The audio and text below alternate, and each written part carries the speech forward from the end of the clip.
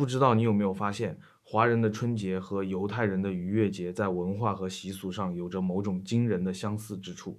这种极高的相似度绝不可能是巧合，两者之间必然有着某种神秘的联系。犹太人的逾越节源于圣经记载，讲述的是以色列人为了躲避灭命天使击杀长子的故事。在出埃及的前一天晚上，家家都在门楣和门框上涂羊血，作为记号。天使看见记号，便越过而去，不击杀这家人的长子。而传统过年的习俗虽然源于民间传说，但与逾越节却有惊人的相似，其核心竟然也是为了躲避年兽伤害孩子。两者都包含跨越灾难、迎接新生的含义，且节日名称本身都带有过或跨过的意思。传统上，华人大年初一才是过年，但最热闹的是大年30晚上，犹太人尼散月15日出埃及。尼散月15日，也就是我们说的正月15。但最热闹的却是正月14晚上，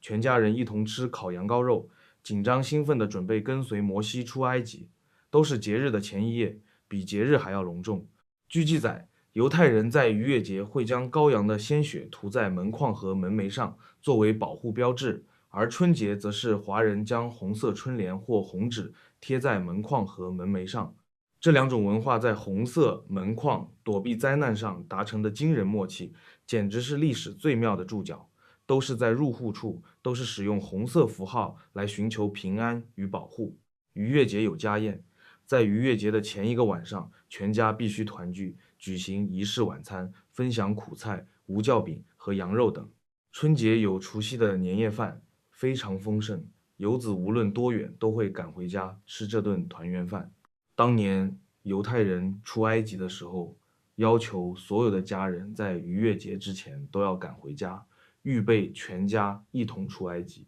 两者都是一年中最重要的家庭团聚时刻，且都强调在节日前夜进行具有仪式感的晚餐。逾越节的前一晚，犹太人会清除酵母，就是彻底清除家中所有含酵的食物，象征除去罪恶。春节的年30，华人家庭也会进行大扫除，寓意除旧布新，扫除晦气，都是在节日开始前要进行彻底的房屋清洁，以洁净的状态进入新的一年。逾越节又名无酵节，意思是逾越节期间禁止食用发酵食物，只能吃未发酵的面饼，受限于南到北麦的农业格局。华人春节期间，南方人吃年糕，北方人吃饺子，但这两者竟然都是未发酵的食物。而饺子更有意思，饺子的谐音是骄子，而逾越节就是在保护长子，是不是很有意思？传统春节最初的气氛与犹太人第一个逾越节的气氛非常类似，都是恐惧和兴奋。春节传说中有年兽吃人，令人感到无比恐慌；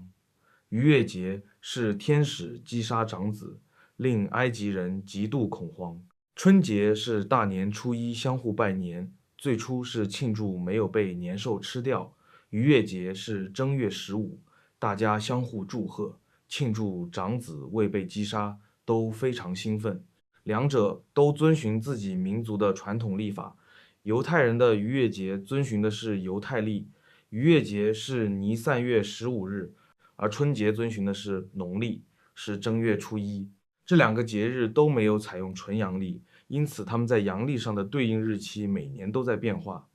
华人的农历采用19年七闰法，而犹太历也同样是19年七闰循环。古犹太地区与神州大地相距万里，古代交通又极为不便，但犹太人的逾越节与华人的春节却有着惊人的相似。如此惊人的相似，绝不可能是巧合。若说犹太文化与中华文化毫无关联，实在令人难以置信。我们查阅历史，有史书记载，犹太人进入中原并带来逾越节习俗，大约是北宋时期，公元960年到公元1127年。根据开封犹太碑记记载，一批犹太商人经丝绸之路来到北宋都城，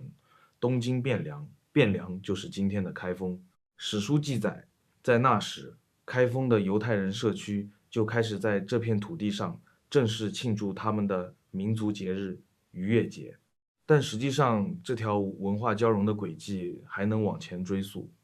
被誉为世界四大名碑之一的大秦景教碑记载，波斯传教士阿罗本于唐太宗贞观9年，也就是公元635年，就已经沿着丝绸之路来到长安传教，也可能是在那个时候将逾越节的文化习俗带到了东方。如果我们把历史的指针再往前拨动1000多年，来到距今约3300年前的商朝，你会发现更惊人的秘密。根据旧约圣经记载，犹太人的第一个逾越节大约发生于公元前1400年至公元前1300年之间，距今约3300年。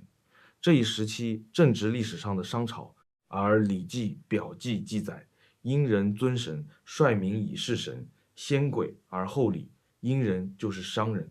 也就是说，有记载的华夏先民开始祭祀神，也是从商朝开始的。犹太人出埃及的时候，祭祀神用的就是五谷与牲畜，而当时的商朝祭祀中常用的特殊祭品，恰恰也是五谷与牲畜。司马迁在《史记》中也详细描述了商朝历代君王的祭祀活动，这也是我们所说的春节的雏形，其出现与逾越节的时间线刚好吻合。所以，有没有可能早在公元前1400年的商朝时期，逾越节的祭祀文化就已经传到了中原大地，或者说那个时候的华夏先民与犹太民族就已经有了极其深厚的文化渊源。虽然我们不能完全断定到底是哪一次接触影响了中华文化，但我们可以肯定，这两个古老文明一定有过一次较有影响力的接触，范围很大，影响不小。